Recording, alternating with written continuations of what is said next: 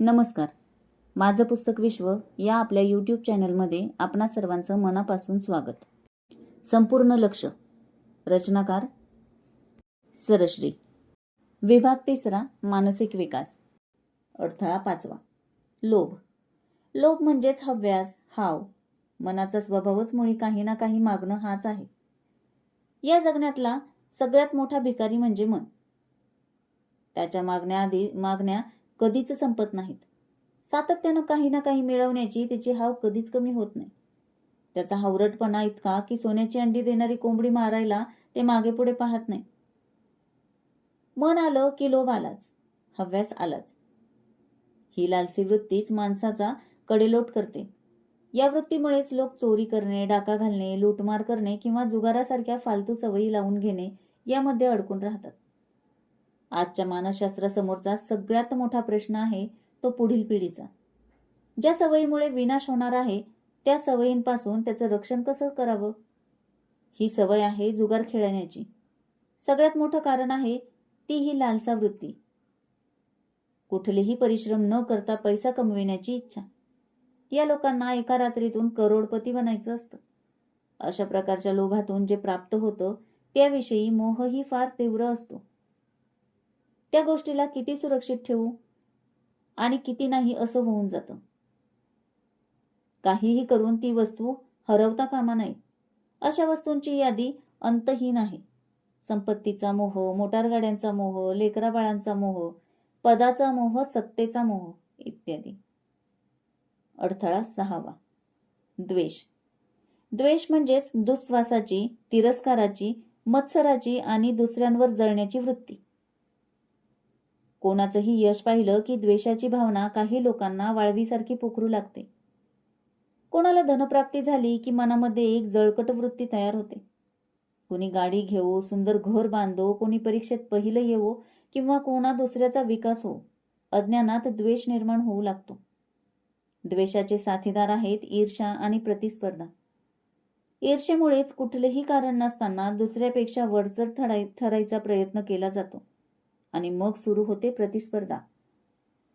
प्रतिस्पर्धा नावाची निरर्थक शर्यत. खरं पाहिलं तर कोणाचं यश पाहून ईर्ष्येला पडायचं काही एक कारण नाही. दुसऱ्यांच्या यशामुळे अस्वस्थ होण्याऐवजी आनंदी व्हायला हवं. त्या यशस्वी माणसाच्या आनंदात सहभागी झालं पाहिजे. त्याच्या या यशासाठी आणि त्यामुळे झालेल्या आपल्याला झालेल्या आनंदासाठी ईश्वराला धन्यवाद दिले पाहिजेत. कारण निसर्गाचा नियम आहे की कुठल्याही शुभ घटनेमुळे आपण आनंदी झालो तर आपल्या जीवनामध्येही शुभ घटनाच घडू लागतात. म्हणूनच दुसऱ्याच्या यशापासून प्रेरणा घ्यावी, त्याचा द्वेष किंवा ईर्ष्या करू नये. अडथळा 7. भ्रम. असं म्हणतात की भ्रमाचा इलाज प्रत्यक्ष धन्वंतरीकडेही नाही. भ्रम मनाचं सगळ्यात विध्वंसक हत्यार आहे. जे अस्तित्वातच नाही ते अस्तित्वात आहे असं भ्रमामुळे वाटू लागतं. जणू काही कुणीतरी दोरीला साप समजून घाबरून जातो आणि पळू लागतो. हा साप नसून दोरी आहे हे त्याला मान्यच होत नाही. कुठलाही आजार झालेला नसताना स्वतः आजारी असल्याचं भ्रम होणं याला कुठलंही औषध नाही. डॉक्टरांनी कितीही उपचार केले तरी अशी व्यक्ती कधीच बरी होऊ शकत नाही. भ्रमाचंच दुसरं रूप आहे शंका. शंकेखोर माणूस कुणावरही विश्वास ठेवू शकत नाही. अशा व्यक्तीला शत्रू तर सोडाच, पण मित्रांवरही शंका येत असते. त्याला आपल्या पत्नीचाही संशय येतो. आपल्या मुलांविषयी देखील त्याला अविश्वास वाटत असतो. अशी व्यक्ती स्वतःच्या जीवनाचा नरक बनवून टाकते आणि दुसऱ्यांच्या जीवनातही विष कालवते. ते न स्वतः शांततापूर्वक जगतात न दुसऱ्यांना मोकळा श्वास घेऊ देतात. त्यांचा स्वतःवरचा ताबा सुटून ते भ्रमाच्या ताब्यात गेलेले असतात. भ्रम जिथे नेईल तिथे ते फरफटत जातात आणि जातील तिथे केवळ त्रास देतात. अशा भ्रमचित्त लोकांचे व्यावहारिक जीवन उद्ध्वस्त होते. असे लोक निरोगी आध्यात्मिक जीवन कसं जगू शकतील? गुरुकडे जाताना देखील यांचा भ्रमिष्टपणा त्यांना आपल्या गुरुविषयी साशंक बनवतो. त्यामुळे त्यांच्या हृदयात श्रद्धेचं कमळ कधी फुलतच नाही. त्यांचा तेजविकास केवळ असंभव होऊन जातो. या अविश्वासाच्या पायावर तो आपल्या गुरूंशीही कपट करून दगा देईल. कट कारस्थान आणि कपट आध्यात्मिक विकासातील सर्वात मोठे अडथळे आहेत. त्यामुळे शक्य तितक्या लवकर शंकेखोर वृत्तीपासून स्वतःची मुक्ती करून घ्यावी, जेणेकरून आपण भ्रमचित्त होणार नाही. अडथळा 8वा, न्यूनगंड आणि अपराधीपणाची भावना. न्यूनगंड वरकरणी पाहता अतिशय किरकोळ बाब वाटते, पण खूप मोठ्या विनाशाचं ती कारण बनू शकते. दुसरी भावना आहे ती म्हणजे अपराधीपणाची. जर्मनीचा हुकुमशाह हिटलर हा मनोविकारांचा शिकार होता. त्याच्यामुळेच 20व्या शतकात महायुद्ध झाली. मानसशास्त्रज्ञांच्या म्हणण्यानुसार तो न्यूनगंड आणि अपराधबोध या मानसिक रोगांनी पीडित असल्यामुळेच स्वतः उत्कृष्ट असल्याचं त्याला सिद्ध करावंसं वाटत होतं आणि याची परिणिती महायुद्धामध्ये झाली. लाखो निर्दोष लोक मारले गेले, लाखो निष्पाप मुलांना मरण आलं. या दोन भावनांना आपल्या जवळही फिरकू देता कामा नये. आजही मानवी समाज न्यूनगंडाने पछाडलेला आहे. कितीतरी लोक मानसिक रोगाची शिकार झालेले आहेत. ताणतणाव, मानसिक अस्थिरता, निद्रानाश हे सगळे याचेच परिणाम आहेत. अडथळा 9वा, तुलना करणारं मन कुठल्याही घटनेला 2 पैकी एका भागात बंदिस्त करायचा प्रयत्न करतं.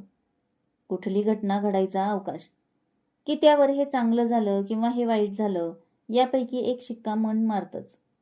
भिंतीवरच्या घड्याळाचा लोलक जसा एका टोकाकडून दुसऱ्या टोकापर्यंत डोलत असतो, त्याप्रमाणे तुलना करणारं मन एक अतीपासून दुसऱ्या अतीपर्यंत डोलत असतं. मनाची अस्थिरता, चंचलपणा हे या तुलनेचेच परिणाम आहेत. आपली तुलना कोणाबरोबर करायचीच असेल तर अशा लोकांबरोबर करा ज्यांचं ध्येय आणि तुमचं ध्येय एकसारखं आहे. त्यामुळे तुम्हाला प्रेरणा मिळेल आणि तुमचा विकास होईल. अज्ञानीपणे केलेली कुठलीही तुलना दुःखाचं कारण बनते. अडथळा 10वा, व्यसने आणि वाईट सवयी. विकासाच्या मार्गातील 10वा अडथळा आहे व्यसने आणि वाईट सवयी. वाईट व्यसनांमध्ये सिगारेट पिणे, दारू पिणे, तंबाखू चगळणे, घोड्यांच्या शर्यतीवर पैसे लावणे, जुगार खेळणे यांचा समावेश होतो. या व्यसनांपासून 4 हात लांब राहणं कधीही श्रेयस्कर. या व्यसनांप्रमाणेच खालील 7 वाईट सवयींचा आपल्याला त्याग करायचा आहे. नंबर 1, वितंडवाद घालणे आणि वादावादी करून वेळ वाया घालविणे. नंबर 2, निष्काळजीपणे काम करणे. नंबर 3, दुसऱ्यांवर टीका करणे किंवा दुसऱ्यांमधले दोष काढणे. नंबर 4, दुसऱ्यांना दोष देणे किंवा त्यांच्या माथी खापर फोडणे. नंबर 5, काम न करण्याचा बहाणा शोधणे. नंबर 6, इंद्रिय सुखाच्या लालसेत अडकणे. नंबर 7, निरुद्देश होऊन भंपकपणे टीव्हीवरचे सगळे कार्यक्रम पाहणे. सगळे अडथळे दूर करण्यासाठी आपलं मनोबल वाढवा. एकाग्रतेसाठी पहिला प्रयोग. नंबर 1, डोळे बंद करून सहज आसनात जमिनीवर किंवा खुर्चीवर बसा. नंबर 2, आता डोळ्यांसमोर काही आकडे आणा. आता त्यांचा गुणाकार करा आणि उत्तर लक्षात ठेवा. नंबर 3, हा गुणाकार करताना कुठलीही गणिती ट्रिक किंवा शॉर्टकट वापरू नका. आपण जसं कागदावर गणित सोडवतो तसंच मनात लिहून सोडवा. डोळ्यांसमोर 2 संख्या आणा आणि त्यांचा गुणाकार करा. उदाहरणार्थ 47 गुणिले 22. नंबर 5, उत्तर मिळाल्यानंतर डोळे उघडा. आता हेच गणित कागदावर सोडवा आणि आपलं उत्तर तपासून घ्या. या गणितात असणारी 22 ही एक संख्या एकाच आकड्यापासून बनलेली आहे. नंबर 6, हे करत असताना तुम्ही काय अनुभव घेतलात? मनामध्ये आकडे स्थिर होता होता मध्येच सुटून जात होते आणि तुम्ही त्यांना पकडण्याचा प्रयास करत होता. अशा प्रकारच्या मानसिक कसरतीमुळे तुमची एकाग्रता आणि मनोबल वाढते. एकाग्रता आणि मनोबल ध्यानाची सुरुवात करण्यासाठी अतिशय सहाय्यक आहे. हा मानसिक व्यायाम करत असताना तुमचे विचार कुठे होते? तुम्ही काय विचार करत होता? आता तुमच्या लक्षात येईल की तुमच्या मनात फक्त या गणिताचेच विचार होते. बाकी सर्व विचार गायब झालेले होते. हेच महत्त्व आहे या मानसिक व्यायामाचे. यामुळे आपण वर्तमानात राहतो, एकाग्र होतो. अन्यथा आपले विचार एकतर भविष्यकाळात वावरत असतात किंवा मग भूतकाळात. वर्तमानात राहण्याची कला ध्यानामधूनच आपण शिकू. त्यामुळे मनाला आराम कसा द्यायचा हेही आपल्याला कळेल. दिवसभर विचार करून इकडे तिकडे पळून मन थकून जाते. जर ध्यानाची कला तुम्हाला साध्य झाली तर सदा सर्वदा काळ ताजतवानं राहण्याचं रहस्यही तुम्हाला ज्ञात होईल. नंबर 7, पहिला प्रयोग जर थोडा कठीण वाटत असेल तर दोन्ही संख्या सारख्याच घ्या उदाहरणार्थ 47 गुणिले 47. एकच संख्या असल्यामुळे विसरायची शक्यता कमी होईल. नंबर 8. या गणिताचं उत्तर आपण मनात मिळवणार आहोत. याला नीट समजून घ्या. याचं उत्तर बरोबर येणं हेच महत्त्वपूर्ण आहे असं कुणीही गृहीत धरू नका. हा प्रयोग मानसिक दक्षता वाढवण्यासाठी आहे. सर्वप्रथम आपण एक आकडी संख्यांचा गुणाकार केला, मग 2 आकडी संख्यांचा गुणाकार केला. नंबर 9. जे 2 आकडी संख्यांचा गुणाकार सहजपणे करू शकत आहेत त्यांनी 3 आकडी संख्या लिहायला हवी. ज्यांना 2 आकडी संख्या खूप कठीण जात आहे त्यांनी सुरुवातीला एका आकड्यापासून करावे. जो टप्पा आपल्यासाठी सुलभ होतो त्यापुढचा टप्पा निवडावा. एकाग्रतेचा दुसरा प्रयोग. नंबर 1. डोळे बंद करून जमिनीवर किंवा खुर्चीत बसा. सर्व शरीर शिथिल करा. नंबर 2. शरीराला स्थिर ठेवून आपल्या चारही बाजूंनी येत असणाऱ्या विविध आवाजांकडे लक्ष द्या. वेगवेगळ्या प्रकारच्या 5 आवाजांना ओळखा. जाणून घ्या. नंबर 3. पंख्याचा आवाज येत असेल तर त्यातही वेगवेगळे आवाज असू शकतात. ते आवाज लक्षपूर्वक ऐका. वेगवेगळ्या आवाजातील लोकांच्या चर्चा, भांड्यांचा आवाज, मुलांच्या खेळण्याचा आवाज, वेगवेगळ्या वाहनांच्या भोंग्याचा किंवा मोटारगाड्यांचा आवाज असे अनेक आवाज असू शकतात. काहीतरी पडल्याचा, कुणीतरी चालत गेल्याचा, टीव्हीचा, टेपचा, रेडिओचा आवाज, पक्ष्यांचे कूजन किंवा किलबिल, कुत्र्यांचं भुंकणं, नळावर सुरू असलेलं भांडण, पाणी वाहण्याचा आवाज, हसण्याचा, रडण्याचा, शिट्टी वाजवण्याचा आवाज असे असंख्य आवाज असू शकतात. जेव्हा कुठलाच आवाज नसेल तेव्हा मौनाचा आवाज ऐकण्याचा प्रयत्न करा. निशब्द शांततेचा अनुभव घ्या. नंबर 4. चोहोबाजूंनी येणाऱ्या आवाजांना पकडण्याचा प्रयत्न करा. विमानाचा आवाज विविधतेने भरलेला असतो, म्हणून सूक्ष्मातल्या सूक्ष्म आवाजाला ओळखण्याचा प्रयत्न करा. अशा पद्धतीने वेगवेगळे 5 आवाज ओळखल्यानंतरच डोळे उघडा. नंबर 5. प्रत्येक आठवड्याला आवाजांची संख्या वाढवत न्या. अधिक माहितीसाठी संपूर्ण ध्यान हे पुस्तक वाचा. एकाग्रतेचे प्रयोग रोज करा. त्यामुळे तुमची मानसिक शक्ती, सतर्कता वाढेल. या प्रकरणात आपण आढावा घेतलेला सर्व मनोविकार दूर करा. जीवनामध्ये उचललेलं प्रत्येक पाऊल एकतर तुम्हाला विकासाकडे नेतं किंवा अधःपतनाकडे. प्रत्येक अतेज पाऊल तुम्हाला पतनाच्या दरीत ढकलणार आहे आणि प्रत्येक तेज पाऊल विकासाच्या मार्गावर पुढे नेणार आहे. शिखरावर पोहोचण्यासाठी आपल्याला तेजज्ञानाची झेप घ्यायला हवी. विभाग 4. आर्थिक विकास. समृद्धीचे रहस्य. पैसा मार्ग आहे, लक्ष नव्हे. पैसा 3 भ्रम, 13 मान्यता, 13 युक्त्या. जशी प्रत्येक माणसाची, धर्माची, कर्माची, देशाची एक वेगळी परिभाषा असते, तशी प्रत्येकाची पैशाविषयीची परिभाषा व समज वेगवेगळी असते. एखाद्या शेतकऱ्याला विचारले, आपले काम कसे काय चालले आहे बुवा? तेव्हा तो म्हणेल, दिवसेंदिवस वाढतच आहे. ही शेतकऱ्याची भाषा आहे. जसे फूल विकसित होते, रोपे वाढतात, तसे हे कामही वाढत आहे. हाच प्रश्न एखाद्या लेखकाला विचारलास तो म्हणेल, ऑल राईट. कारण ही लेखकाची, साहित्यिकाची भाषा आहे. राईट म्हणजे त्यांनी रायटिंग केले आहे, म्हणून तो म्हणतो ऑल राईट. ग्रह ताऱ्यांवरून भविष्य सांगणाऱ्या ज्योतिषास विचारले, आपले काम कसे काय चालले आहे? त्याचे उत्तर असेल, बऱ्यापैकी ताऱ्यांना स्पर्श करीत आहे. हाच प्रश्न विजेचे काम करणाऱ्या इलेक्ट्रिशियनला विचारल्यावर तो उत्तर देईल, पुरेसे लाईट आहे. शिंप्याला विचारल्यावर तो म्हणेल, जरा टाईट आहे. आणि तोच प्रश्न जेव्हा लिफ्टमनला विचारला तर तो म्हणेल, खूप वरती खालती होत असते. प्रत्येकाची भाषा, परिभाषा वेगळी आहे. म्हणूनच लोक पैशाची चर्चा सातत्याने आपापल्या परीने करीत असतात. 2 व्यापारी जेव्हा भेटतात, एकत्र येतात, तेव्हा ते आपापसात व्यापारविषयी बोलत असतात. त्यांचा व्यापार कितीही उत्तम असला तरी बऱ्यापैकी चढ उतार आहे, नरम गरम आहे, मंदी चालली आहे, अशी सगळीकडेच मंदीची लाट आली आहे असेच म्हणतात. अशा प्रकारच्या लोकांच्या विचारांचा आणि परिभाषेचा परिणाम पैशांवर होत असतो. पैशाच्या बाबतीत 3 प्रकारचे भ्रम. पैसा म्हणजे नंबर 1. पैसा म्हणजे सर्वस्व. काही लोक पैशालाच सर्वस्व मानतात, म्हणून तो दाबून लपवून ठेवतात.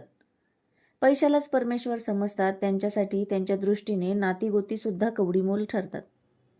नंबर 2. पैशाला मोल न देणारे लोक. काही लोकांच्या दृष्टीने पैसा कसपटा समान असतो. अबीरबुक्का उधळावा तसे ते पैसा उडवतात. ते खरोखरच हलगर्जी तर असतातच, मूर्ख आणि अडाणीही असतात. त्यांनी पैशाचा कधी विचारच केलेला नसतो. जसे एका माणसाने एका भिकाऱ्याला 100 रुपये देत विचारले, तुझी अशी दुर्दशा का झाली? तुझ्यावर भीक मागायची वेळ का आली?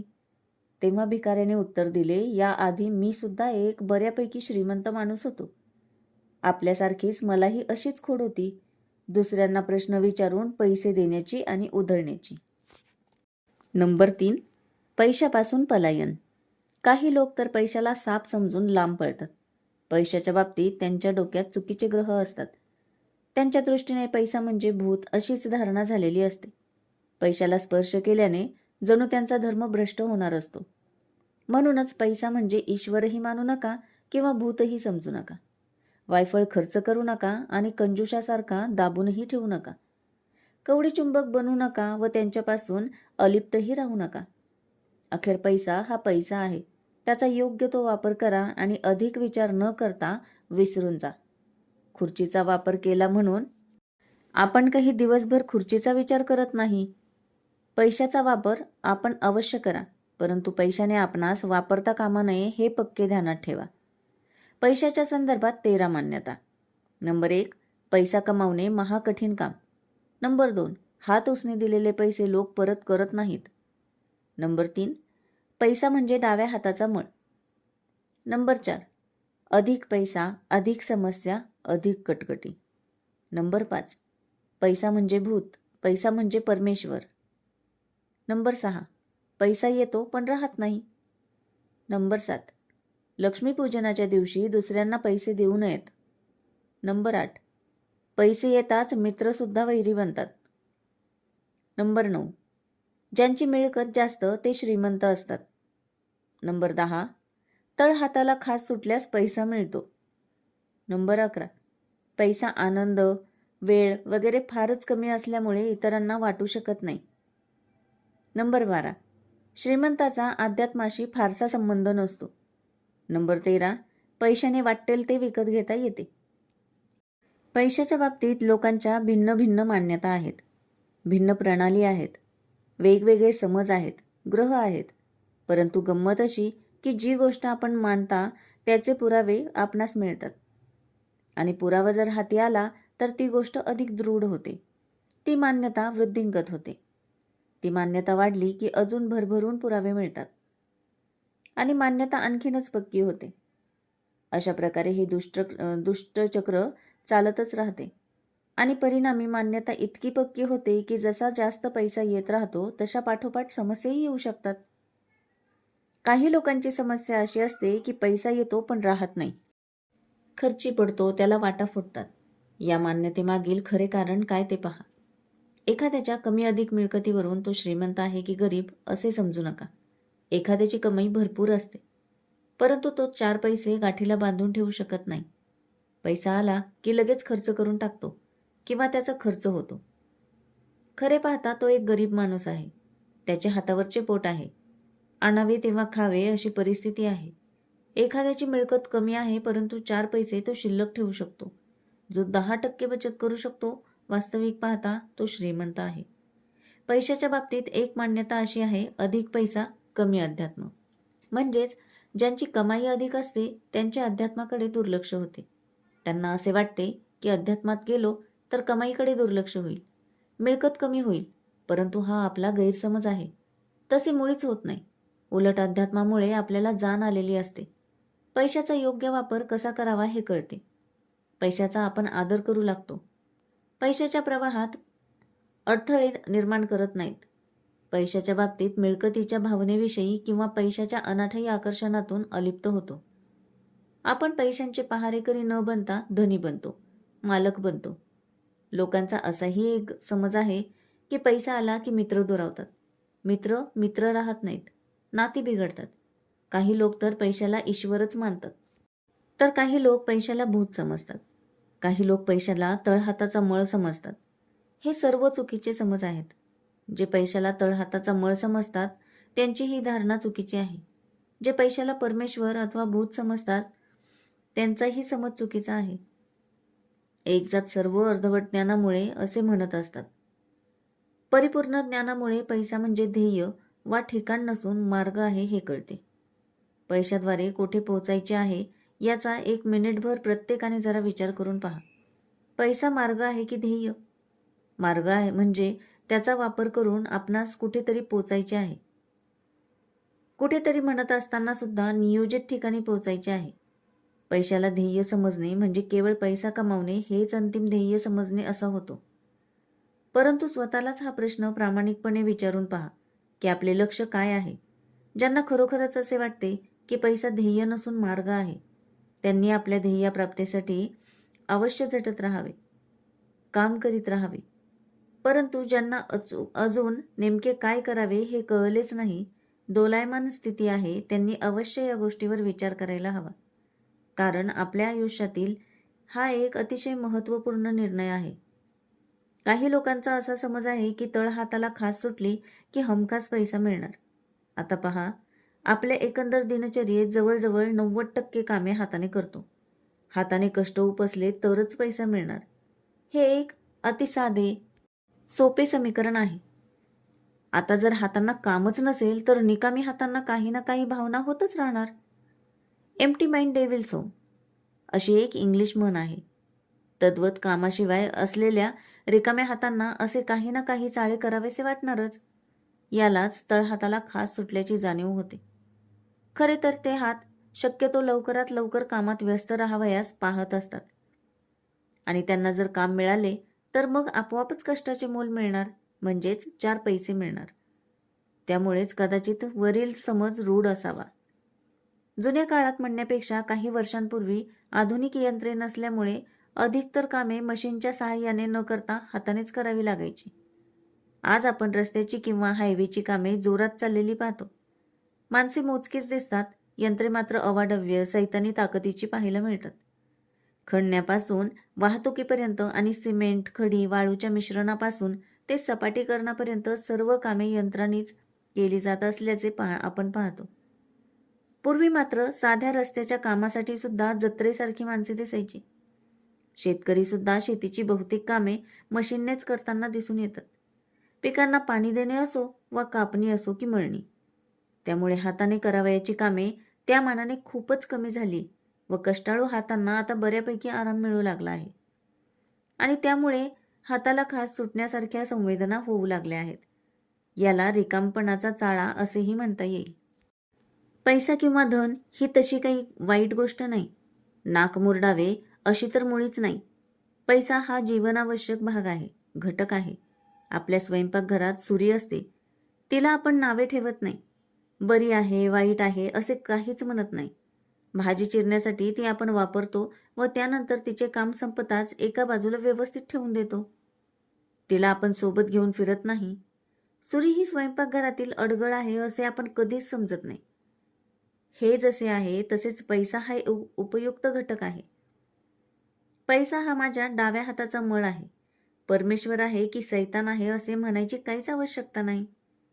खरी गरज आहे ती त्याचा योग्य तो वापर करण्याची. पण सर्वांनीच इथे आपल्या भोवती एक रिंगण मारून ठेवले आहे. हे माझे, हे तुझे, हा देश माझा, हा तुझा देश, हे माझे झाड, हे आपले झाड. परिणामी सर्व काही विपुल प्रमाणात असून सुद्धा कमी वाटू लागले आहे. जितकी फळे आहेत ती जर सर्वांना वाटली तर कोणालाच कमतरता भासणार नाही. त्यासाठी त्या वस्तूवर मालकी हक्क नसावा, वस्तूविषयी आसक्ती नसावी. परमेश्वराने सर्व काही विपुल प्रमाणात निर्मिले आहे. पैशांचा योग्य तो वापर करण्याचे 15 उपाय. समृद्धीचे रहस्य. नंबर 1. बचत करण्याची सवय लावा. एक माणूस दररोज भुईमुगाच्या शेंगा विकत घेण्यासाठी भुईमुगाच्या गाडीवर जात असे व नेहमीच म्हणत असे, मला पैशांची फार चणचण भासते, पैसा टिकतच नाही. एके दिवशी त्या भुईमुगाच्या शेंगा विकणाऱ्याने त्याला चक्क गोणी भरून शेंगा दिल्या. हा माणूस ते पोते पाहून चकित झाला. न राहून त्याने विक्रेत्याला विचारले, भाऊसाहेब, हे काय करीत आहात? मला इतके शेंगा नको आहेत. त्यावर तो विक्रेता म्हणाला, या शेंगा तुमच्याच आहेत. तो माणूस म्हणाला, आपणास वेड तर लागले नाही ना? मी रोज 4 आण्याच्या शेंगा घेऊन जात असतो, गोणीभर नाही. तेव्हा तो विक्रेता त्याला समजावून सांगत म्हणाला, खरोखरच हे शेंगाचे पोते आपलेच आहे, कारण मी दररोज तुम्ही विकत घेतलेल्या शेंगांमधून 1-2 शेंगा बाजूला काढून ठेवत असे, पण ते आपल्या लक्षात येत नव्हते. अशा प्रकारे दररोज 1-2 शेंगा बाजूला काढून आपले हे पोते भरले आहे. त्या माणसाला हे ऐकून आश्चर्याचा धक्काच बसला. त्याला आनंदही झाला. 1-2 शेंगा एवढे मोठे कार्य करू शकतात. थोडीशीच बचत केल्याचा हा परिणाम आहे. या घटनेमुळे त्याच्या डोक्यात प्रकाश पडला. बचतीचे महत्त्व कळले. आपल्याकडे पैसा तर भरतसा भरपूर येतो, परंतु 4-8 आणे सुद्धा शिल्लक राहत नाहीत. अशा वागण्याने भविष्यात फार मोठी पंचाईत होईल. जेव्हा माझे हातपाय थकतील तेव्हा मी व माझ्या कुटुंबियांचा उदरनिर्वाह कसा करणार?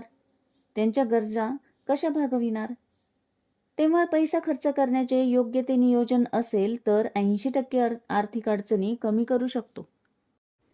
आपण भले कितीही गरीब असा, 2 पैसे बचत करण्याची सवय लावू शकता.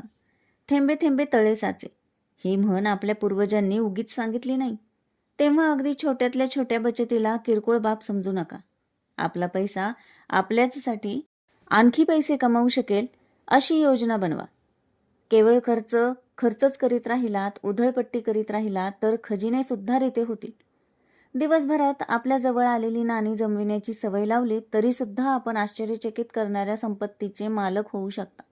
कंजूसपणा व बचत किंवा काटकसर यातील फरक मात्र नीट समजून घ्या आणि बचत करण्याची एक अतिशय उत्तम अशी सवय स्वतःला लावून घ्या.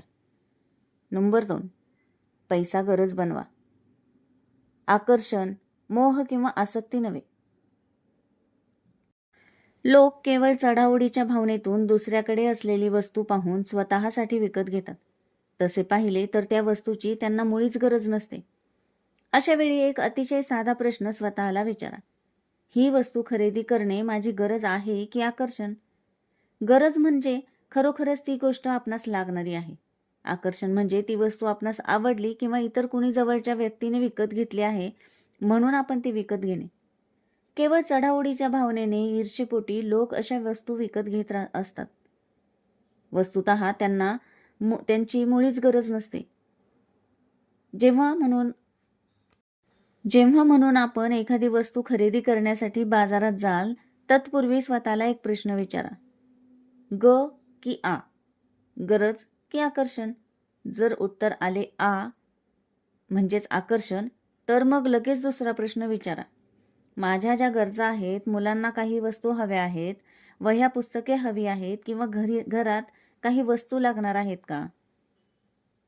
औषधे घ्यायची राहिली आहेत का? त्या सर्व गरजा मी भागवल्या आहेत का? सर्वप्रथम त्या गरजा पूर्ण करा व मगच मनाला भावणाऱ्या, आकर्षित करणाऱ्या वस्तूंचा विचार करा. याचा अर्थ असा नाही की अशा मनाला भावणाऱ्या वस्तू घेऊच नयेत, पण गरजांना प्राधान्य दिले पाहिजे. त्या आधी पुऱ्या केल्या पाहिजेत. मगच शक्य झाल्यास अशा मनोहारी वस्तूंचा विचार करावा. आपणास खरोखरच आश्चर्य वाटेल की केवळ एकाच प्रश्नामुळे आर्थिक बाबतीत आपल्या अर्ध्या अधिक समस्या संपुष्टात येतील. आमुळे आपणाकडे योग्य आणि उपयुक्त अशाच वस्तूंची खरेदी केली जाईल. आपणा सर्वांना हे ज्ञात आहे की परदेशातून परत येणाऱ्या व्यक्तीच्या बाबतीत तिच्या परिवारातील सदस्य, मित्र, सगळे सोयरे अनेक अपेक्षा बाळगून असतात. आपल्यासाठी अमुक एक डेक घेऊन येईल, आधुनिक टीव्ही सेट घेऊन येईल, 1 ना 2 कितीतरी वस्तूंची यादी होईल आणि या सर्व वस्तू त्या व्यक्तीने आणायलाच हव्यात ही अपेक्षा. अन्यथा प्रेम कसले, आपुलकी कसली, अधिकार कसला? TGFचा एक विद्यार्थी ज्याने हे तंत्र उत्तमरित्या आत्मसात केले होते, तो परदेशातून भारतात परत येत होता. तो विद्यार्थी जेव्हा परदेशात खरेदी करण्यासाठी मार्केटमध्ये गेला तेव्हा त्याला स्मरण झाले ते गरज की आकर्षण. त्याचे उत्तर त्याला मिळाले. प्रामाणिकपणे जर हा प्रश्न स्वतःला विचारला तर हमखास उत्तर मिळते. परिणामी त्याने एकही वस्तू विकत घेतली नाही, कारण ते केवळ एक आकर्षण होते. ती व्यक्ती आजही आनंदात आहे, कारण आपण योग्य तो निर्णय घेतला ही जाणीव तो विसरू शकला नाही. आपल्या शेजाऱ्याने अमुक एक वस्तू विकत आणली आहे, आणखी बऱ्याच वस्तू विकत आणत आहे, आणखी बऱ्याच वस्तू त्याने खरेदी केल्या आहेत. ती स्वतः पण असेच करीत आहे. वस्तूंवर वस्तू विकत घेत आहे. खरोखरच जे मी करीत आहे ते योग्य आहे का? या वस्तूंची मला खरोखरच गरज आहे का? की मी ह्या वस्तू ईर्ष्येपोटी खरेदी करत आहे? हा प्रश्न स्वतःलाच प्रामाणिकपणे विचारून पहा व काय उत्तर मिळाले ते बघा. माझ्या गरजा भागल्या आहेत का? जर खरोखरच गरजा भागल्या असतील तरच मी मला आवडणाऱ्या मनोहारी वस्तूंचा विचार करेन. अशा प्रकारे एक इवलासा साधा सोपा प्रश्न ग की आ आपणास सतर्क करू शकतो. अन्यथा आपले निर्णय अंधपणे घेतले गेले आहेत. दुसऱ्याचे पाहून आपण जर धडाधड खरेदी करीत सुटाल तर दिवाळी साजरी करण्याच्या नादात दिवाळी निघायला अजिबात वेळ लागणार नाही. अशा प्रवृत्तीचे लोक केवळ दुसऱ्याचे पाहून पैशाची उधळपट्टी करीत असतात. जसे की दिवाळी आणि विवाह प्रसंगी लोक अनाठायी वस्तूंची खरेदी केवळ दुसऱ्याचे पाहून करीत असतात. त्यात ईर्ष्या अधिक असते आणि मग पश्चाताप करण्यापलीकडे त्यांच्या हातात काही राहत नाही. यासंबंधी एक म्हण फारच समर्पक आहे. अंथरूण पाहून पाय पसरावे. नंबर 3. पैशाचा म्हणजेच धनाचा निचरा. जे लोक पैसा दाबून ठेवतात, पैशांबाबत जे नीट विचार करू शकत नाहीत, अशा लोकांकडे येणारा प्रवाह खंडित होतो, बंद पडतो. ज्या प्रकारे नदीचे पाणी प्रवाही असते म्हणून ते निर्मळ असते व अडवून ठेवलेल्या पाण्यास किंवा तुंबलेल्या पाण्यास दुर्गंधी सुटते, तसेच पैशाच्या बाबतीतही घडते. पैशाचे जर चलनवलन असेल तर पैसा ताजा टवटवीत राहतो. पैसा प्रवाहित करणे म्हणजे फक्त खर्च करीत सुटणे असे मुळीच नाही. पैसा योग्य ठिकाणी योग्य वेळी खर्च करावा व पैशांची गुंतवणूकही योग्य प्रकारे करावी. त्यामुळे पैशाला पैसा मिळत जातो. असे केल्याने हे धनचक्र पूर्ण होते. याचा अर्थ असा की पैशाने चलनवलन केल्याने, पैसा प्रवाहित केल्याने तो जसा जातो तसा परतही येत असतो. निसर्गाचा एक नियम आहे, जे काही आपण देतो ते वृद्धिंगत होऊन परत आपल्याकडे येत असते. तेव्हाच ही प्रक्रिया पूर्ण होते. कोणत्याही क्षेत्रात पहा, तुम्हाला हेच दिसून येईल. आजवर आपण जे काही देत आलात ते सर्व आपणास परत मिळालेले आहे. आपण लोकांशी चांगले बोललात तर लोकही आपल्याशी चांगलेच बोलतील. प्रेमाच्या बदल्यात प्रेम मिळाले आहे. आपण एखाद्याला मदत केली तर योग्य वेळी आपल्यासाठीही मदतीचे हात धावून येतील. आपण कोणासाठी प्रार्थना केली असेल तर त्याचे फळ आपल्याला मिळेल, आपला फायदा होईल. याच्या उलट एखाद्याने शिवीगाळ केली असेल तर त्यालाही शिव्याच मिळणार. अगदी तसंच जसे डोंगरदऱ्यातून फेरफटका मारताना जो आवाज आपण काढू तोच प्रतिध्वनी आपल्याला ऐकायला मिळतो. आपण जर शुभ विचार, हॅपी थॉट्स प्रकट करीत असाल तर तेच शुभ विचार पलटून आपल्याकडे येतात. हे असेच होत असते आणि हेच वास्तव आहे, सत्य आहे. एका बाजारपेठेत वेगवेगळ्या प्रकारची दुकाने आहेत. सर्व दुकानदार चुपचाप बसून आहेत. एक दिवशी त्या बाजारपेठेत एकही गिराईक फिरकले नाही. अचानक एका दुकानदाराच्या मनात विचार आला. तसा तो उठला व दुसऱ्या एका दुकानात जाऊन स्वतःसाठी त्याने काही वस्तू खरेदी केल्या. त्यामुळे किमान एका दुकानदाराचा का असेना थोडाफार धंदा झाला. तो दुसरा दुकानदारही त्याच विचाराने प्रेरित होऊन घरी लागणाऱ्या वस्तू खरेदी करण्यासाठी हव्या त्या दुकानात गेला व त्याने गरजेच्या वस्तू खरेदी केल्या. नंतर असे झाले की प्रत्येक दुकानदाराने तोच कित्ता गिरवला व काही ना काही उपयुक्त अशा वस्तू खरेदी केल्या. परिणामी सर्वच दुकानदारांचा त्या दिवशी थोडाफार धंदा झाला व संध्याकाळी दुकान बंद करून सर्वजण आनंदाने आपापल्या घरी परतले. एकही गिराईक नसताना सुद्धा पैसे मिळवणे, पैसे देणे, पुन्हा पैसे मिळवणे असे एक उत्तम धनचक्र पूर्ण झाले. त्यामुळे प्रत्येक दुकानदाराला आनंद मिळाला, खुशी मिळाली. ज्या समाजात पैसा अडकून राहतो तो समाज प्रगती करू शकत नाही, विकास करू शकत नाही. ज्या समाजात धनचक्र गतिमान असते तो समाज निश्चितपणे प्रगतीपथावर असतो. त्या समाजाचा सतत विकास होत राहतो. ज्या लोकांना या नियमाचे पालन ज्ञान असते तेच लोक पैशांचा, धनाचा योग्य तो वापर करू शकतात. पण जे लोक अनभिज्ञ असतात ते आपले धन खुशाल दाबून ठेवतात. नंबर 4. पैशात आडकाठी. पैशाच्या चलनवलनाच्या बाबतीत सर्वात मोठा अडथळा म्हणजे पैशाविषयीची अनाठायी चिंता. पैशाच्या संदर्भात केलेले चिंतन जेव्हा चिंतेचे स्वरूप धारण करते तेव्हा आपल्याकडे येणाऱ्या धनात फार मोठी आडकाठी बनते. जीवनात पैशाचे वाहते राहणे जितके गरजेचे आहे तेवढेच साचलेले वा साचवलेले धन हानिकारक आहे. ज्या प्रकारे आपल्या शरीरात रक्ताभिसरण सतत चालू असते म्हणून आपले रक्त शुद्ध होते, परंतु जेव्हा रक्तात एखादी गाठ निर्माण झाली तर तिचा परिणाम सर्व शरीरावर होतो. अनेक आजार होऊ लागतात, हार्ट अटॅक येऊ शकतो. पैशाचेही तसेच आहे. रक्ताभिसरण आणि धनचक्र हे सारखेच आहेत. रक्तास आणि पैशासही अखंड अविरहित वाहते राहिले पाहिजे. स्वभावाने कंजूस असलेला माणूस हा एक प्रकारे रक्तात निर्माण झालेल्या गाठीसारखाच असतो. धनसंचय करण्याची, पैसा दाबून ठेवण्याची त्याला खोडच असते. समजा एखादा माणूस छानपैकी रेडिओ लावून विविध भारतीवरील सुस्पष्ट गाणी ऐकत बसला आहे. एवढ्यात कोणीतरी येते व म्हणते, अरे गाणे नीट ऐकू येत नाही, व लगेच रेडिओची बटणे उलटी सुलटी फिरवायला लागतो. आधीपासूनच उत्तमरित्या ट्यून केलेला रेडिओ मिसट्यून करतो. अगदी तसेच प्रत्येकाकडे पैसा हा येत असतो, पण लोक मिसट्यून करून त्याला अडथळा निर्माण करतात. हे समजून घेण्यासाठी खालील काही उदाहरणे पाहू. एक माणूस आपल्या मित्रास मोठ्या गर्वाने सांगत असतो, आज मी एका दुकानात गेलो होतो, दुकानदाराला 50 रुपयांची नोट दिली. दुकानदाराच्या नजरचुकीने ती नोट 100ची समजून त्याने 40 रुपयाच्या वस्तू व 60 रुपये परत केले. पैसे व वस्तू घेऊन मी झपाट्याने दुकानातून बाहेर पडलो. दुकानदाराच्या लक्षात येईल या भयापोटी मी तेथून त्वरेने खसकलो. आता दुसरे उदाहरण पाहूया. एक माणूस आपल्या मित्रांना रुबाबात सांगत होता, काल मी चित्रपट पाहण्यास गेलो होतो. तिकीट खिडकीवर चुकून 1 ऐवजी 2 तिकिटे माझ्या हाती पडली. त्यातील 1 तिकीट मी चक्क ब्लॅकने विकले. सिनेमा अगदी फुकटात पाहायला मिळाला. शिवाय चहा पाण्याचा बंदोबस्तही झाला. खूपच मजा आली. पुढचं उदाहरण. एक माणूस सिटी बसमधून प्रवास करत होता. कंडक्टर त्याच्याजवळ येण्याआधीच त्याचा स्टॉप आला व तो पटकन खाली उतरून निघून गेला. त्यामुळे त्याचे 3 रुपये वाचले. त्याने हे 3 रुपये वाचवले म्हणजे आपल्या जीवनातील 3 रुपयांचा अडथळा निर्माण केला. हेच 3 रुपये पुढे त्याचे 30 रुपये अडकवून ठेवतील, 3000 रुपये अडकवून ठेवतील वा कदाचित 30,000 सुद्धा. हा क्षुल्लक वाटणारा अडथळा सुद्धा फार मोठी आडकाठी होऊ शकतो. पुढील उदाहरण. एका व्यापाऱ्याने धंद्यात फार मोठे नुकसान झाले. तो कर्जबाजारी झाला. त्याच्या वकिलाने त्याला सल्ला दिला की जर तू मला 50,000 रुपये माझी फी म्हणून देशील तर तुझी केस मी कोर्टात लढेन व तुझी संपूर्ण नुकसान भरपाई करून देईन. उत्तरादाखल तो माणूस वकिलास म्हणाला, माझी काही चिंता करू नकोस, मी असे काहीच करणार नाही.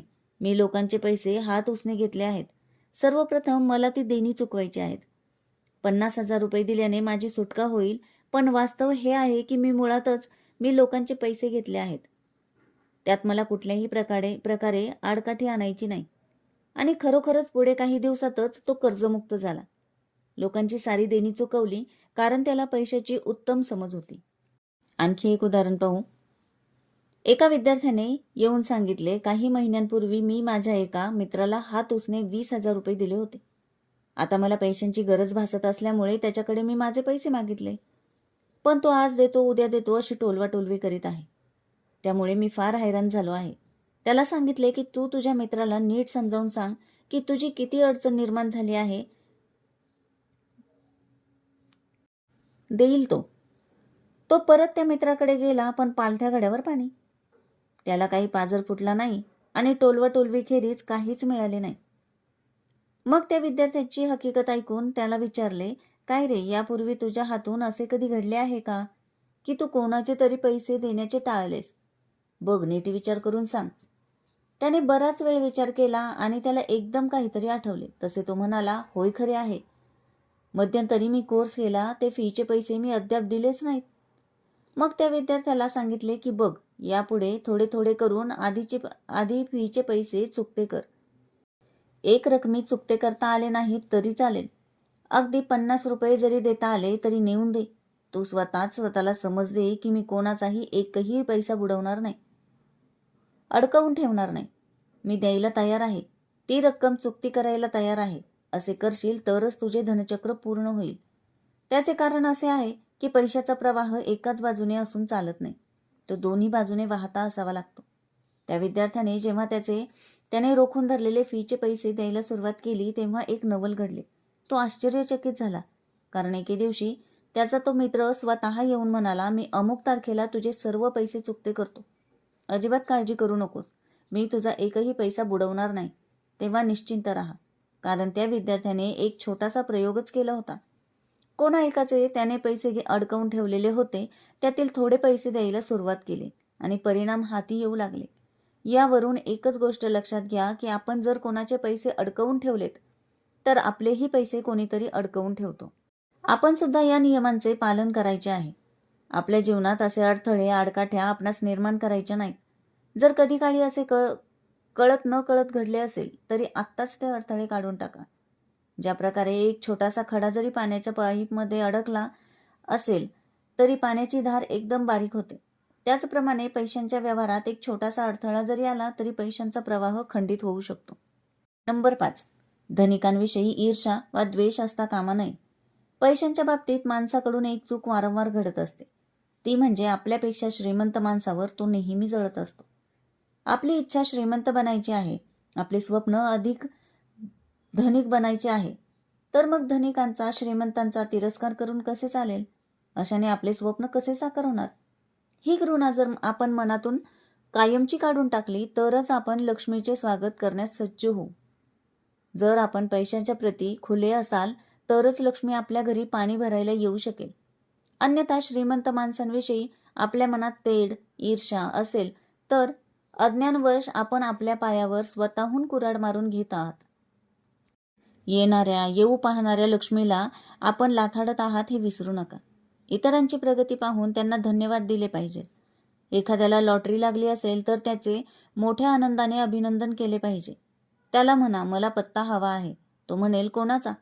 आपणास तर मी कुठे राहतो हे माहीतच नाही. तच आहे. त्याला सांगा, मी आपल्या जुन्या घराचा पत्ता मागत नाही. आता आपण जो नवीन बंगला खरेदी कराल, नव्या वास्तूत राहायला जाल, तो पत्ता हवा आहे. हे ऐकून त्या माणसाला किती आनंद होईल, तो किती खुश होईल. तो नवा बंगला घेत आहे याचा तुम्हाला खरोखरच किती हर्ष झाला आहे हे त्याला कळेल.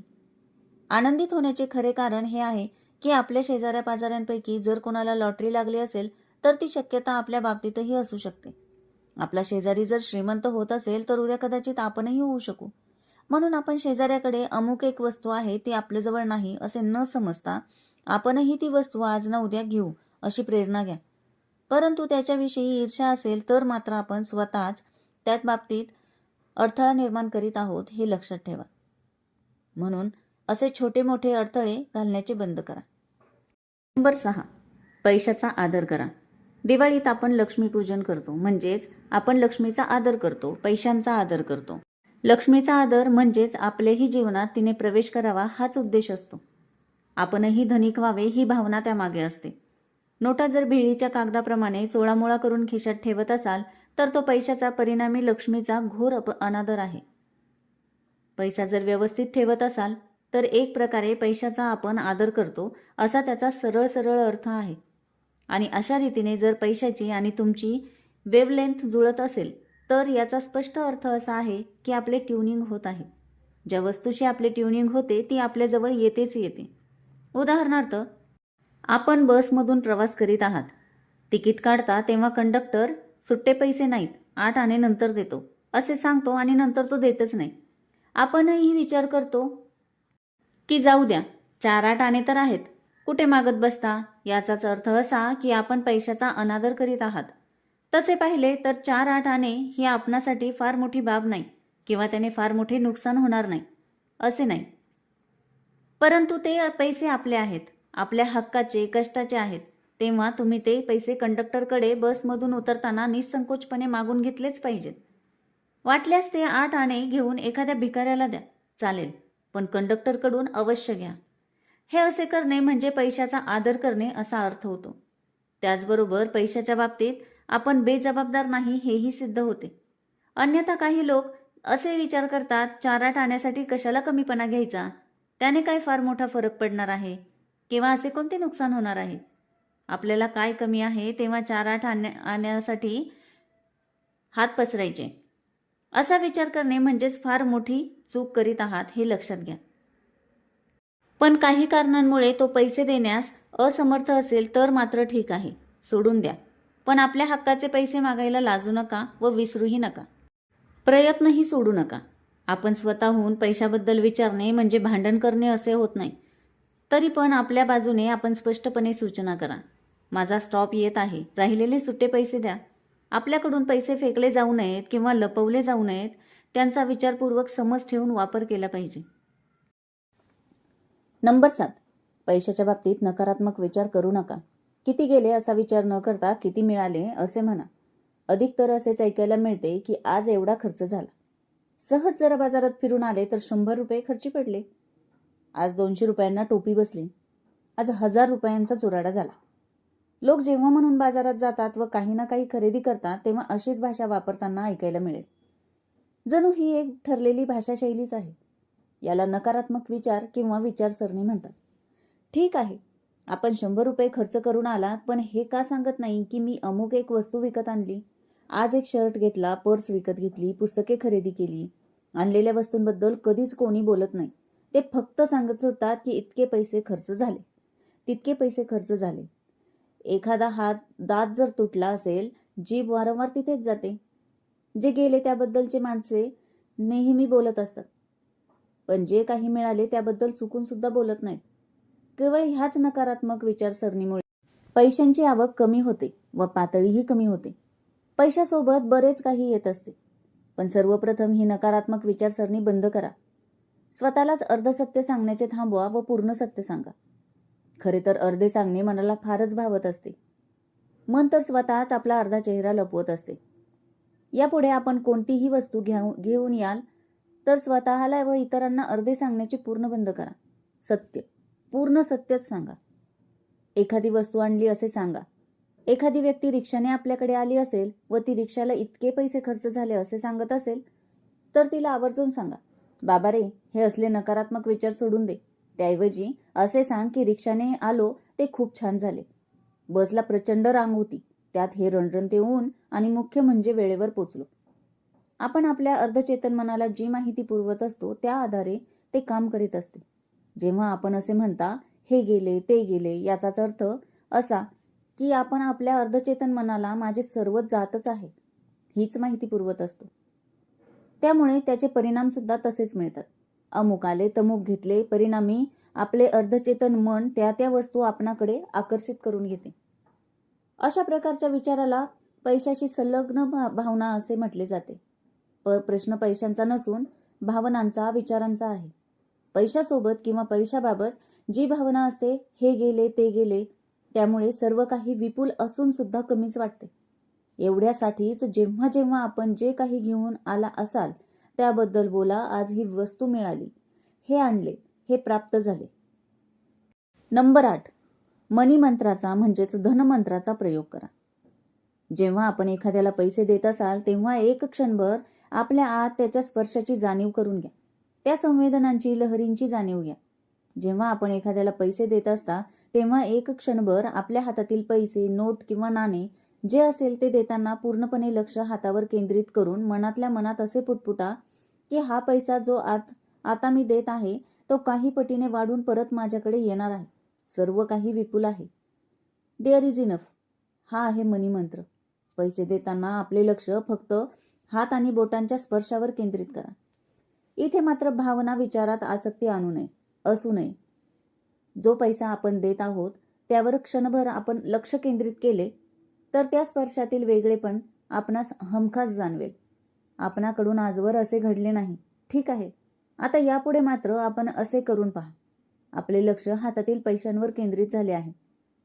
आपण त्याला स्पर्श केलात, मनातल्या मनात मनी मंत्राचा पुनरुच्चार केलात. असे केले तर निश्चितपणे पैसा आपणाकडे काही पटीने वाढवून येईल. नंबर 9, लक्ष्मीची प्रार्थना करा. माया काय किंवा पैसा काय हे चक्र तर अविरत फिरतच आहे.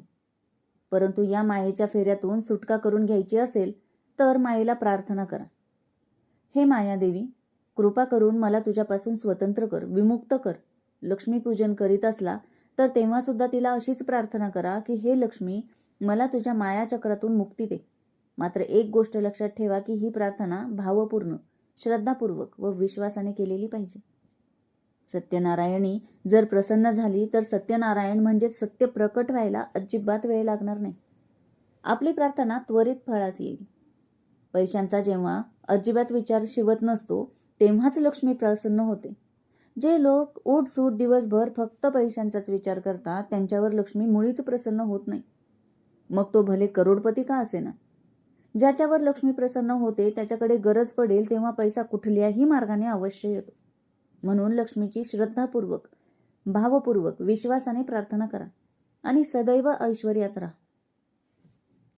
नंबर 10.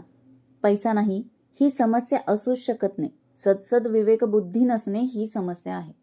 पैसा आयुष्यात यावा, वाढावा, पण त्याने आपल्याला अध्यात्मापासून दूर नेऊ नये. अध्यात्मात त्याची मदत व्हायला हवी. पैशाला जर ध्येय समजले तर त्यामुळे पैशाची मदत होत नाही, पण पैशाला मार्ग समजून वागलात तर त्याची मदत होते. पैशाला ध्येय, उद्देश समजले तर त्याबरोबर भावना, आसक्ती जोडल्या जातात. त्यामुळे त्याला भावनिक समस्येचे रूप येऊ देऊ नये. लोक पैशाच्या मागे लागून आसक्त होऊन योग्य विचार, नवीन कल्पना, सतसत विवेक विचार हरवून बसतात. त्यामुळे हे समजणे अत्यावश्यक आहे की there is no money problem, there is only an emotional problem, there is only ideas problem. हा विचार कायम लक्षात ठेवला पाहिजे, कारण नवीन विचार, नव्या कल्पना माणसाला पटकन कळत नाहीत. पण नवीन गोष्टींची, कल्पनेची, नवनिर्मितीची आज खूप गरज आहे. जर काही नवनिर्मिती करून त्याची विक्री केली तर पैशाची चणचण कधीच भासणार नाही. पण विचार करण्यास कोणाचेही मन तयार नाही, कारण विचार करण्याची कलाच कोणी शिकवली नाही. आपल्या शिक्षण पद्धतीत जर व्यवहार ज्ञान किंवा ही कला शिकवली असती तर पैशांची समस्या भेडसावली नसती. नंबर 11. पैशाचा मालक व्हा, रखवालदार नाही. काही लोक पैशाचे मालक असतात आणि काही लोकांचा पैसा हाच मालक असतो. एका राजाला असे समजते की राज्यात एक महाकंजूस माणूस आहे. राजा जाहीर करतो की सगळ्यात जास्त कंजूस माणसाला बक्षीस दिले जाईल. बक्षीस म्हणून राजाचे अर्धे राज्य देण्यात येईल. त्या महाकंजूस माणसानेही भाग घेतला आणि तो जिंकला सुद्धा. राजाने त्याला बोलावून घेऊन सांगितले की आजपासून माझे अर्धे राज्य तुझे. पण तू राज्याचा एवढा मोठा खजिना घरी नेणार कसा? त्यापेक्षा तुझी सगळी संपत्ती इथे आणून ठेव. सगळा खजिना तूच सांभाळ. माझ्या खजिन्यातली अर्धी संपत्ती मला गरज वाटेल त्यावेळी मी घेत जाईन. तुला आयते खजिन्याचे घर मिळेल. हे ऐकल्यावर तो माणूस खूप खुश झाला. त्याने लगेच खजिन्यात आपली संपत्ती आणून ठेवली. मंत्र्याने राजाला विचारले, आपण असे का केले? आपला संपूर्ण खजिनाच त्याला देऊन टाकला. त्यावेळी राजाने गुपित सांगितले, आम्हाला जेव्हा गरज वाटेल तेव्हा आमच्या अर्ध्या खजिन्यातून आम्ही संपत्ती घेऊन जाऊ. तसेही हा माणूस अजून किती वर्षे जगणार? आणि हा त्याकरिता अगदी लायक आहे, कारण हा माणूस एकही पैसा खर्च करणार नाही. तुला असे वाटते का आम्ही त्याला अर्धा खजिना देऊन टाकला? पण तसं नसून आम्हाला फुकटचा रखवालदार मात्र मिळाला, ज्याला पगार देण्याचीही गरज नाही. नाहीतरी खजिन्याच्या रखवालदाराला पगार द्यावा लागेल आणि पुन्हा तो विश्वासू आहे की नाही यावरही लक्ष ठेवावे लागेल. हा माणूस विश्वासूही आहे आणि बिचारा रात्रभर जागून मध्ये मध्ये उठून पाहतो की कोणी चोर तर आला नाही ना. आपल्याला फुकटात इतका चांगला रखवालदार मिळाला. मालकच काहीतरी देऊ शकतो, रखवालदार फक्त राखणच करणार. जसे आपल्याला जर कोणी पेन ठेवण्यासाठी म्हणून दिला तर तो आपण दुसऱ्याला देऊ शकत नाही, कारण आपण त्याचे मालक नसतो. तुम्ही तुमच्या जीवनाचे मालक आहात की रखवालदार आहात? जेव्हा तुम्ही दुसऱ्यांसाठी जगायला शिकाल तेव्हाच तुम्ही तुमच्या जीवनाचे मालक व्हाल. नंबर 12. निष्काळजीपणा अधिक आळस अधिक वाईट सवयी वजा समज बरोबर पैशांची समस्या. 300 रुपये कमवणाऱ्या माणसाला वाटते की 400 रुपये मिळाले तर माझ्या अडचणी सुटतील. पण 400 रुपये कमवणाराही असाच विचार करतो की मी जर 500 रुपये कमवले तर माझ्या समस्या सुटतील. याचा अर्थ असा की समस्या पैशाने सुटत नाही तर समजदारीने सुटतात. पैशांबद्दलची जाण असणं म्हणजेच पैसे कसे वापरावेत आणि खर्च कसे करावेत हे माहीत असणं. हीच गोष्ट माणसाला श्रीमंत करते. पैसा कमवूनही टिकत नाही, कारण आपण शरीराला वाईट सवयी लावून ठेवल्या आहेत. म्हणून खालील सवयींपासून नेहमी दूर राहावे. नंबर 1. निष्काळजीपणा. फालतू खर्च करण्याच्या सवयीमुळे पैशाच्या समस्या वाढतात. निष्काळजीपणाने पैसे खर्च करणे म्हणजे जहाजाला पडलेल्या छोट्या छिद्रासारखे असते, ज्यामुळे जहाज बुडू शकते. छोट्या खर्चापासून लहान छिद्रे जागृत असावे. नंबर 2. आळस. आळसामुळे चालढकल, बँकेत पैसे जमा करण्यास टाळाटाळ करणे, त्यामुळे त्यावर मिळणारे व्याज मिळत नाही. येणारा पैसा आपणच रोखला. नंबर 3. वाईट सवयी. दुसऱ्यांकडून उधार घेणे आणि दुसऱ्यांना उधार देणे. उधार मागितल्यावर कोणालाही नाही न म्हणण्याची हिंमत नसते. कोणीही पैसे मागितल्यावर देत राहणे. त्याला त्याची गरज आहे की नाही हे समजून न घेता पैसे देणे. क. खरेदी करताना भाव करण्याची लाज वाटणे की मी इथे पैसे कमी कसे करू, लोक काय म्हणतील, हा विचार करून नेहमी जास्त पैसे देऊन खरेदी करण्याची सवय असणे. ड. कर्जदारांची संख्या वाढवत राहण्याची सवय. नंबर 13. बजेट बनवावे. आपण स्वतःला प्रश्न विचारा की जे पैसे आपल्याला मिळाले त्याचे नक्की काय झाले, ते पैसे कुठे आणि कसे खर्च झाले. या प्रश्नाचे जे उत्तर तुम्हाला मिळेल ते एका कागदावर किंवा अकाउंट बुकमध्ये लिहावे. हे केल्यावर आपल्याला नवीन दृष्टिकोन, दिशा मिळेल. पैसे कुठे जाणार आहेत हे पुढे तुम्ही निश्चित करू शकाल. आपण पैशाचे बजेट बनवावे. पैसे नक्की कुठे गेले हे पाहावे आणि पुस्तकातील माहितीनुसार आर्थिक विकासाचे नियोजन करावे. नाहीतर एक दिवस तुम्हाला धक्का बसेल की एवढे पैसे कमावले पण गेले कुठे. नंबर 14. पैशाचा गर्व नसावा. योग्य माणसाला दान करावे. दान करणे हे बीजाप्रमाणे आहे. जे जमिनीत पेरल्यावर पीक देते, सत्पात्री दान करावे. दान केलेले मोठ्या पटीने वाढून योग्य वेळी आपल्याला परत मिळते. गर्विष्ठ माणसाला पैसे दिल्यास तो आणखी गर्विष्ठ होईल. कोणा गुंडाला दिले तर तो गुंडगिरी करेल, पण आनंदी मनस्वी माणसाला दिले तर तो इतरांचा आनंद वाढवण्यात मदत करेल. दान, कर्ज, कर्तव्य नाईलाज म्हणून करू नये. ते जाणीवपूर्वक आणि आनंदाने करावे. नंबर 15. पैशाचा वापर आरोग्य आणि आनंद वाढवण्यासाठी व्हावा. सुरुवातीला लोक पैसे कमावण्यासाठी आरोग्य बिघडवून घेतात. नंतर आरोग्य मिळवण्यासाठी पैसे खर्च करतात. आधी दिवस रात्र काम करून शरीराला त्रास देतात. पैसा कमवण्यासाठी आरोग्य बिघडत जाते. नंतर स्वस्थ म्हणजेच निरोगी होण्यासाठी पैसे खर्च करावे लागतात. डॉक्टरच्या वाऱ्या कराव्या लागतात. पैसे द्यावे लागतात. सारांश. पैशाची नशा डोक्यात जाऊन पैसा आल्यावर आपल्यावर स्वार होऊ देऊ नका. पैशाला आपल्या विकासाचे माध्यम बनवा. गरज आणि आवड लक्षात घेऊन खरेदी करा आणि बचत करण्याची सवय अंगीकारा. पैशाला कोंडून ठेवू नका. ज्याप्रमाणे डबक्यात पाणी साठून राहिल्यानंतर त्याचा उपयोग होणे तर सोडाच, पण त्याची वाढही होत नाही, त्याचप्रमाणे पैशाचीही सडवणूक होते. पैसा वाहत्या पाण्यासारखा असावा. त्यामुळे आनंद आणि उत्साह मिळतो. पैशातून जे मिळाले त्याच्याकडे पाहावे. पैसे गेले, खर्च झाले असे सांगत फिरू नये. सर्व काही विपुल आहे. या मंत्राचे स्मरण ठेवून लक्ष्मीची प्रार्थना करा. जे लोक कामचुकारपणा करत नाहीत, काम करायला कचरत नाहीत, कोणतेही काम कमीपणाचे समजत नाहीत, असे लोक कधीही बेरोजगार, बेकार फिरत नाहीत. ज्या लोकांना शिकण्याची आवड आहे आणि जे आपली नजर लोकांच्या ज्ञानावर ठेवतात ते योग्य हिशेब ठेवतात. आपल्या रचनात्मक जाणीवेने आणि सृजनात्मक विचारशक्तीने अशा काही गोष्टी निर्माण कराव्यात की ज्याची लोकांना आवश्यकता आहे. असे वागल्यानंतर पैशाची कमतरता आपल्याला कधीच जाणवणार नाही. हेच समृद्धीचे रहस्य आहे.